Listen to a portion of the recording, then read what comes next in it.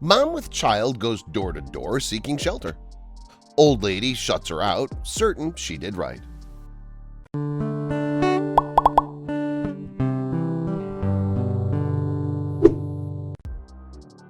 A stranded woman and her child arrived at a local community seeking shelter, but were turned away by an old lady who refused them entry into their home.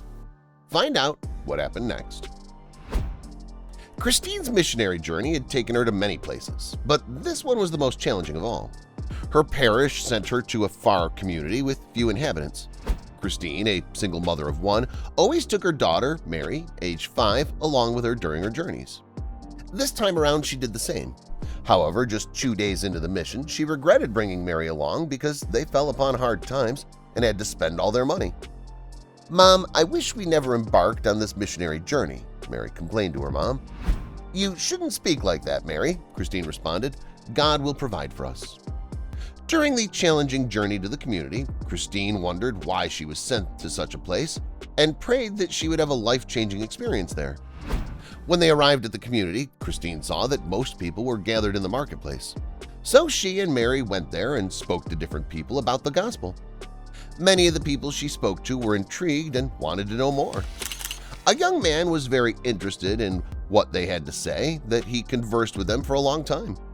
After that long conversation with the man and many others, Christine discovered that the sun was setting and suddenly realized she had little money left with her. The trip to the community had cost much more than Christine envisaged, and she thought hard about how they would see the rest of their time and make it back to their home. "Mom, I'm very hungry." Mary's complaint jolted Christine back to reality. She used the little money she had left to buy snacks for herself and her daughter. While buying the snacks, she asked the seller if there was a place they could lay their heads for the night. "There is none. Your only hope is to ask the community people," the seller said.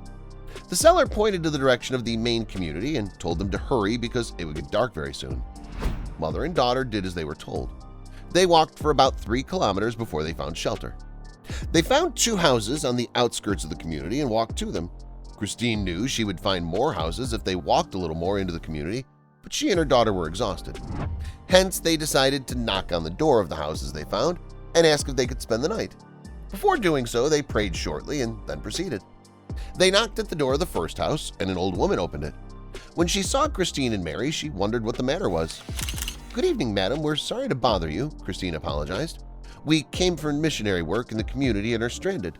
Please, can you shelter us for the night? We would be very grateful," Christine pleaded. The old woman looked hard at Christine and took a deep sigh.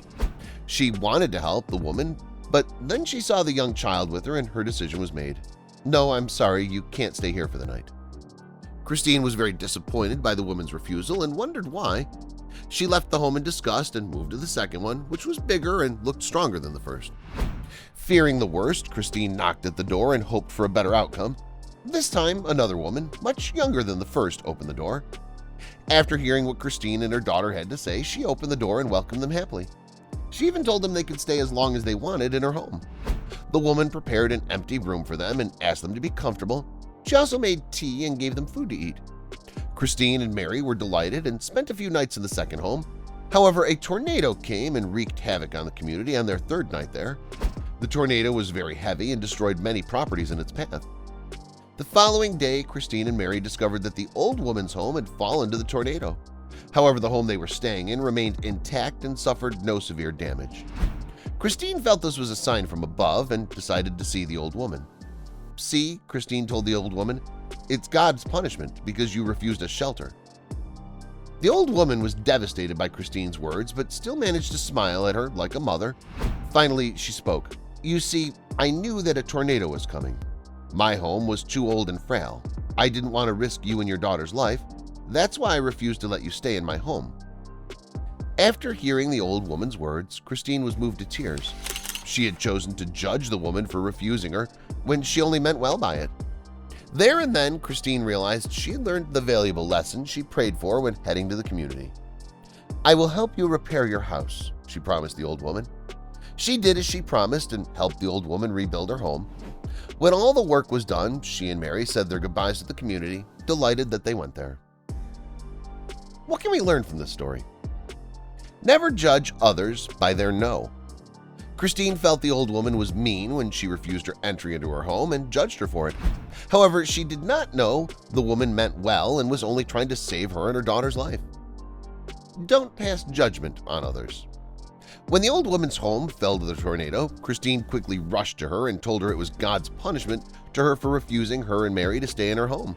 However, that was not the case, and Christine realized her mistake and helped the old woman rebuild her home. Please share this story with your friends. It might brighten their day and inspire them. The world is filled with stories going viral every single day. But how many of these sites can you actually follow? We understand that your day should start with positive stories, stories that resonate with you. And so we started JoJo Stories.